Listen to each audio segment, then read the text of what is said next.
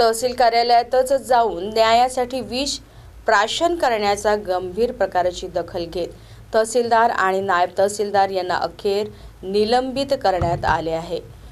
भद्रावती येथील वादग्रस्त तहसीलदार राजेश भांडारकर आणि नायब तहसीलदार सुधीर खांडरे यांनी न्यायालयाच्या आदेशानंतरही अभिलेखात फेरफार करण्यात हयगय केली आणि न्यायालयीन आदेशाची अंमलबजावणी न करता कर्तव्यात कसूर केला असा ठपका ठेवत ही निलंबनाची कारवाई केल्याचे अधिकृत सूत्रांनी सांगितले।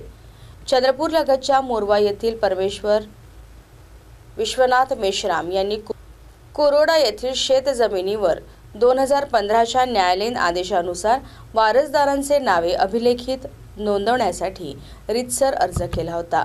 मात्र वादग्रस्त राहिलेल्या तहसीलदाराने व नायब तहसीलदाराने आदेशाची अंमलबजावणी न करता प्रकरणात मालकी हक्काबाबत वाद असल्याचे नमूद करून अर्ज निकाली काढला होता।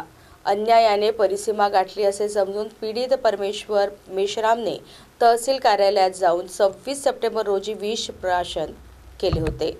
शेतकऱ्यांनी विष प्राशन करून आत्महत्येचा प्रयत्न केल्यानंतर तहसीलदार व नायब तहसीलदारांनी कामात हयगय केल्याचा ठपका ठेवत चंद्रपूर जिल्हाधिकाऱ्यांनी या संदर्भाचा तात्काळ अहवाल शासनाकडे निलंबनासाठी पाठवला होता।